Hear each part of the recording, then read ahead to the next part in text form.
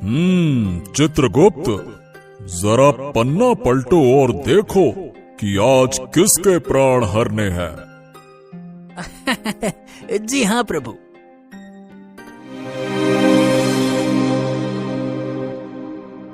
महाराज, मृत्युलोक में एक कमजोर गधा है, परंतु महाराज वो आपका परम भक्त है। काम से बचने के लिए ही सही, पर रोज आपको याद जरूर करता है। आज उसे दर्शन देकर उसके पन्ने का हिसाब खत्म कर दीजिए प्रभु। वाह! मृत्युलोक पर ऐसा भी प्राणी है जो मेरी भक्ति कर रहा है। वाह! हाँ प्रभु, आप तो वो देखिए। अरे चल रे धनुआ, आज बहुत काम है और बहाने मत बनाना। अरे नहीं नहीं नहीं, आज फिर मेहनत करनी पड़ेगी। हाँ, मुझे कुछ तो करना होगा। रामू भैया, मेरे पैर में बहुत दर्द हो रहा है, मैं ठीक से चल भी नहीं पा रहा हूँ। अरे रे रे रे रे रे, मेरी लीला खत्म करो यमराज और मुझे दर्शन दो। ओफो, फिर शुरू? अरे रोज रोज तू यही ड्रामा करता है। सीधे से चल, कुछ नहीं हुआ है तुझे, चल। धनुआ का बहानेबाजी का सिलसिला यूं ही चलता रहता। कभी पेट दर्द तो कभी पैर में तकलीफ। हर दिन उसका कुछ न कुछ नया नाटक लगा ही रहता था।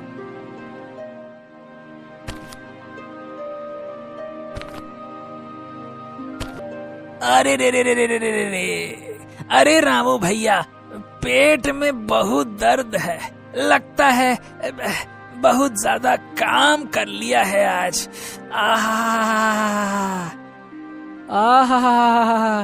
अबे तूने अभी काम किया ही कहाँ है? अभी तो सिर्फ यहाँ तक आया है। काम तो अब करना है तुझे। चल, बड़ा आया, बड़ा काम कर लिया। अब तो मुझे दर्शन दे दो यमराज, दर्शन दे दो। गधा इसी तरह यमराज को याद करते हुए चलते जा रहा था। कुछ दूर चलने के बाद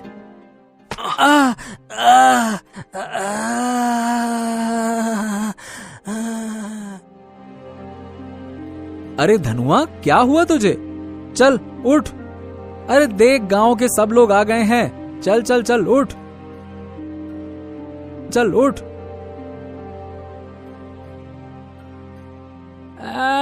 रामू भाई, लगता है कि इसे यमराज ले गए। हाँ, लगता है मेरे धनुआ का समय आ गया है। रामू को लगा कि धनुआ का अंत आ गया है। गांव के लोग भी आकर उसे सांत्वना देने लगे। सभी मान चुके थे कि धनुआ अब इस दुनिया में नहीं रहा। चलो भाई, अब रस्सी ले आओ, इसके अंतिम यात्रा की तैयारी करते हैं। ले आओ। देखा महाराज, आपने अपने भक्त का नाटक। यही सही समय है उसे आपके दर्शन पाने का। महाराज, क्या सोच रहे हैं? चित्रगुप्त, तुमने सही कहा। चलो।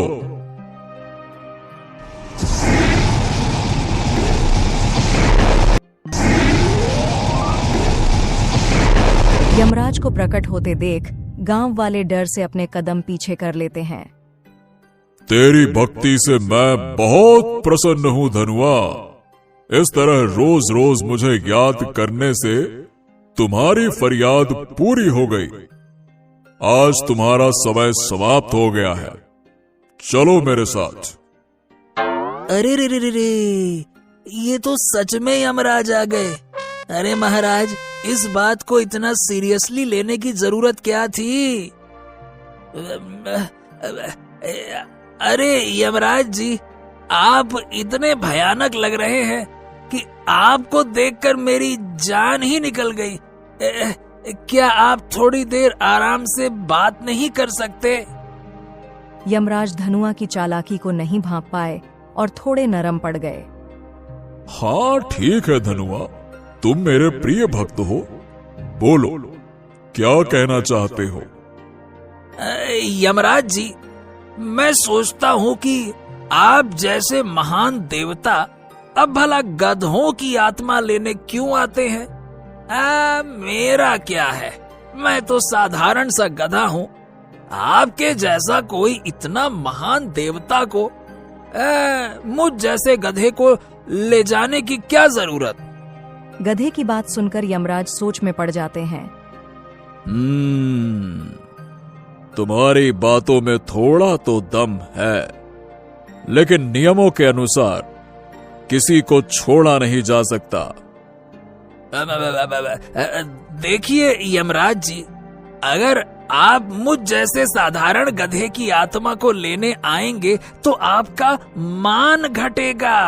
आपकी महानता को ये शोभा नहीं देता कि आप मुझ जैसे गधे को अपने साथ ले जाएं। ये बात भी सही है, लेकिन नियम? बस एक बार मुझे छोड़ दीजिए यमराज जी, अगली बार मुझे जरूर ले जाना। चलो, तुम मेरे प्रिय भक्त हो, इसलिए इस बार तुम्हें छोड़ देता हूँ। अगली बार कोई बहाना नहीं चलेगा। इतना बोलकर यमराज अदृश्य हो जाते हैं। गांव वाले यह सब देख आश्चर्यचकित हो जाते हैं। अरे वाह धनुआ वाह, तू तो बड़ा चालाक निकला, यमराज को भी चकमा दे दिया। रामू अपने गधे को जीवित देख बहुत खुश होता है और उसे लेकर घर आता है। अगले दिन। अरे वाह, कल का मेरा बहाना कितना शानदार था, यमराज जी को भी चकमा दे दिया। अब तो हर दिन ऐसा ही कुछ करना पड़ेगा। अगले कुछ दिनों तक धनुआ बिना मेहनत किए यमराज के डर के बहाने बनाकर रामू से बचता रहा, लेकिन उसका आलस्य और चालाकी आज एक नया मोड़ लेने वाली थी।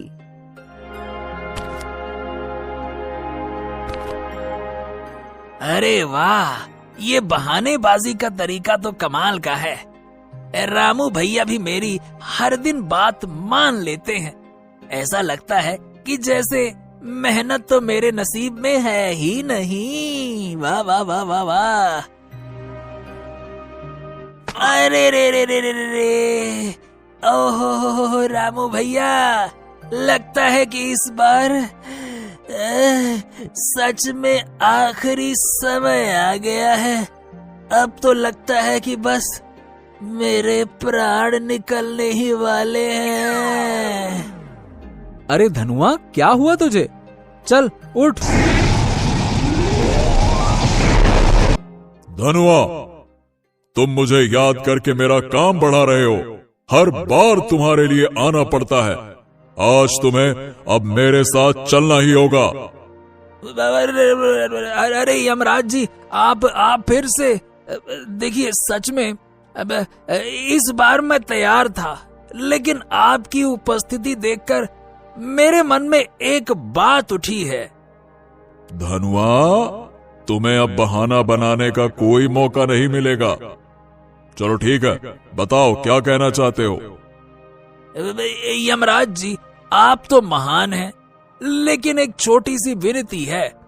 आप मेरे रामू भैया को तो देखिए। अगर मैं चला गया तो मेरे रामू भैया कितने दुखी हो जाएंगे। अब मेरे अलावा इनका है ही कौन? हाँ यमराज जी, धनुआ के बिना मैं काम कैसे करूंगा? यमराज जी, मुझे लगता है कि शायद मेरा समय अभी पूरा नहीं हुआ। अगर आप मुझे छोड़ दें तो मैं पूरी ईमानदारी से काम करूंगा और रामू भैया की कुछ दिन और सेवा करके थोड़ा पुण्य प्राप्त कर सकूंगा। ठीक है धनुआ, ये तुम्हारा अंतिम अवसर है। अब से बहानेबाजी नहीं चलेगी, बिल्कुल नहीं चलेगी। बिल्कुल यमराज जी, बिल्कुल। अगली बार कोई बहाना नहीं चलेगा। यमराज हंसते हुए अदृश्य हो जाते हैं और धनुआ अपने बहानेबाजी के जाल में एक बार और बच जाता है। अब उसे समझ आ गया था कि मरने का नाटक करते ही उसकी इच्छाएं पूरी करने यमराज फौरन आ जाते हैं, इसलिए अब धनुआ सावधान रहने लगा। समय बीतता गया। धनुआ ने अपने आखिरी अनुभव के बाद एक वादा किया था कि अब कोई बहाना नहीं बनाएगा, परंतु उसकी पुरानी आदतें फिर से सिर उठाने लगीं। एक दिन जब वह रास्ते में था, उसकी चालाकी की फितरत फिर से जाग उठी। अरे धनुआ, अब क्या हुआ? जल्दी चल, हमें बाजार तक पहुंचना है। अरे रे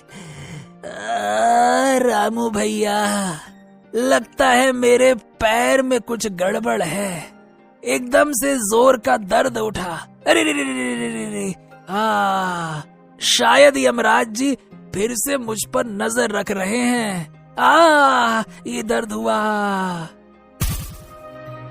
अच्छा, अरे धनुआ, अब ये चालाकी नहीं चलेगी। यमराज जी ने आखिरी बार कहा था कि अब कोई बहाना नहीं चलेगा। चल चल उठ और काम कर। अरे ये मैंने क्या कर दिया? धनुआ, तुमने मेरे धैर्य की परीक्षा ले ली है। हर बार मुझे आवाज लगाकर बुलाते हो, फिर मेरे साथ जाने से इनकार करते हो, कतराते हो। आज तुम्हें अब मेरे साथ चलना ही होगा। हाँ यमराज जी, मुझे आपकी इतनी बार कृपा प्राप्त हुई है। अब लगता है कि मेरे पास सच्चा मोक्ष पाने का अवसर आ गया है। परंतु कुछ नहीं। ये तुम्हारा किंतु परंतु बहुत खतरनाक है। अरे हर बार ये तुम्हारे परंतु शब्द मुझे विवश कर देते हैं और मुझे खाली हाथ लौटना पड़ता है। यमराज जी, आप मेरे भगवान हैं और मैं आपका परम भक्त हूँ। मैं ये कैसे सहन कर सकता हूँ कि धरती पर आपके बारे में लोग कुछ भी बोलें। क्या मतलब है तुम्हारा? यमराज जी, मैंने धरती के लोगों को सुना है कि आप अपने भक्तों को खुश करने के लिए कभी कभी झूठ का सहारा भी लेते हैं। धनुआ, ये कैसी बातें कर रहे हो? झूठ का सहारा लेना हम देवताओं का कार्य नहीं है। हम तो सच्चे और न्यायप्रिय हैं। हमारे जबान से निकला एक एक वाक्य सत्य होता है। नहीं यमराज जी, मुझे तो यकीन नहीं होता। अगर ये सच है तो कृपया मेरे सर पर अपना हाथ रखकर मेरे सवालों का जवाब दीजिए, तभी मुझे विश्वास होगा, अन्यथा नहीं होगा। अच्छा, तो इसमें कौन सी बड़ी बात है धनुआ? मैं अभी तुम्हारे सर पर हाथ रखता हूँ। ये लो, पूछो जो भी पूछना है। तो बताइए यमराज जी, अपने भक्तों को लंबी उम्र का आशीर्वाद देने के लिए आप कौन से शब्द का उच्चारण करते हैं? बस इतनी सी बात। दीर्घायु भवः। अरे महाराज, आपने ये क्या कर दिया? इस गधे को दीर्घायु का वरदान दे दिया। महाराज, आप ही ने कहा है कि आपके मुख से निकली एक एक बात, एक एक वाक्य सत्य होता है। अब तो आपने मेरे सर पर हाथ रखकर दीर्घायु का वरदान भी दे दिया है। अब तो आप अपने वचन से नहीं मुकरेंगे, है ना प्रभु? अरे धनुआ, तू तो बड़ा ही सयाना निकला। अपनी चालाकी से आज तो मुझे भी मात दे दी और ऐसा आशीर्वाद लिया जैसे ब्याज समेत उधार वसूल कर रहा हो। सच में, भक्त चाहे साधारण हो या बड़ा, भगवान को तो उसके प्रेम और भक्ति के आगे झुकना ही पड़ता है। ये आज मैंने अपनी आंखों से देख भी लिया। यमराज मुस्कुराते हुए वापस लौट गए और धनुआ ने लंबी उम्र का वरदान पाकर आराम से अपनी जिंदगी बिताना शुरू कर दिया। चल बे गधे, अब जल्दी घर भी चलेगा या यहीं रात करेगा? खाने में तो कोई कसर नहीं छोड़ता, फिर चलने में इतनी कंजूसी क्यों करता है? मर गया रे। इस धोबी ने तो कपड़े लाद लाद कर मेरा कचूमर निकाल दिया है। हे भगवान, मुझे इस धोबी से बचाओ, मुझे इस धोबी से बचा लो भगवान। इस तरह से गधा जब भी बोझा लाद कर आता तो कराहते हुए भगवान को याद करता। एक दिन, ले खा खा खा के तो गैंडा हो गया है, लेकिन काम करने में तेरी नानी मरने लगती है। फटाफट खा ले और चल, कपड़े लेने जाना है।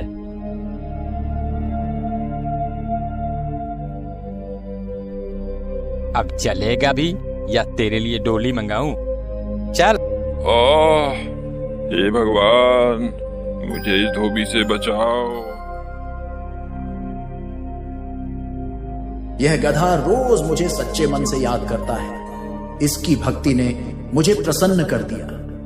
अब मुझे इसको दर्शन देना चाहिए। ऐसा सोच भगवान उस गधे के सामने प्रकट हुए।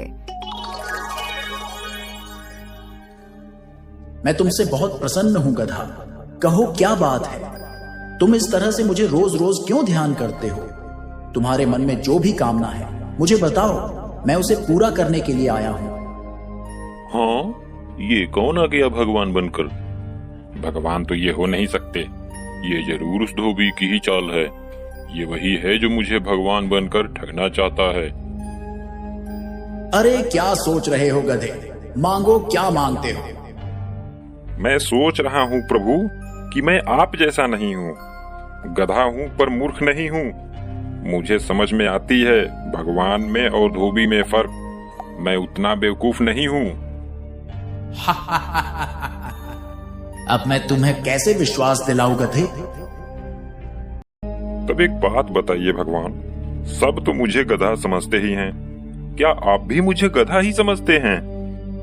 अरे नहीं नहीं, तुम तो गधेराज हो। गधे ने जैसे ही यह सुना वह खुश हो गया।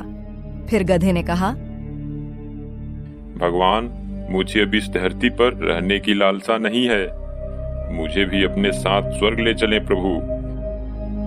मैं तुम्हारे भक्ति से बहुत प्रसन्न हूं गधेराज, ऐसा ही होगा।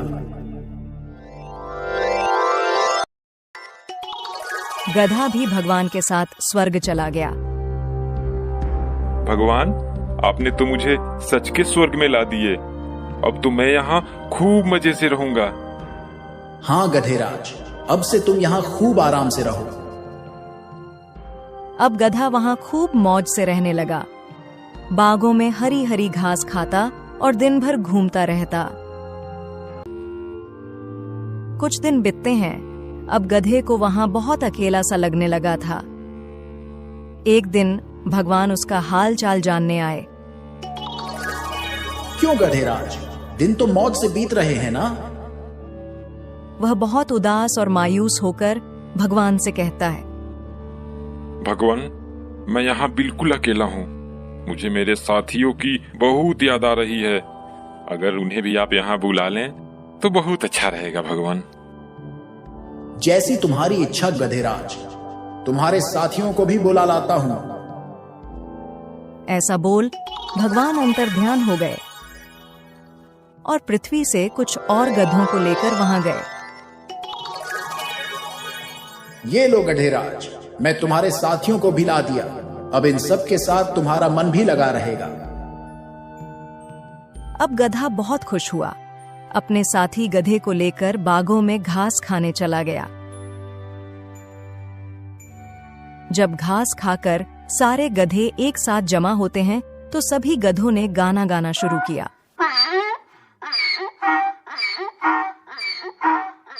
सभी गधों ने अपने आवाज से पूरे स्वर्ग को संगीतमय बना दिया। जब उसकी आवाज से स्वर्ग की शांति भंग होने लगी तो भगवान वहां आए। ये तुम क्या कर रहे हो गधेराज? तुम्हारे कारण स्वर्ग की शांति भंग हो रही है। हम तो गाना गा रहे हैं भगवान। हमारे गाने से मन को शांति मिलती है भगवान। लेकिन गधेराज, यह धरती नहीं स्वर्ग है, और यहां आपकी यह ढेचू ढेचू की आवाज नहीं चलेगी। यहां रहना है तो तुम्हें अपनी आवाज पर अंकुश लगाना होगा। भगवान, तब तो ये सरासर जास्ती हुई। क्या हमें बोलने का अधिकार नहीं मिलेगा? फिर मैं अपने सुरीली आवाजें किसको सुनाऊंगा? गधेराज, तुम्हारे आवाजों से हमारे ध्यानों में विघ्न पड़ रही है। ये हमारी आखिरी चेतावनी समझो और इस पर अमल करो। भगवान, अगर ऐसी बात है तो मुझे नहीं रहना है यहाँ।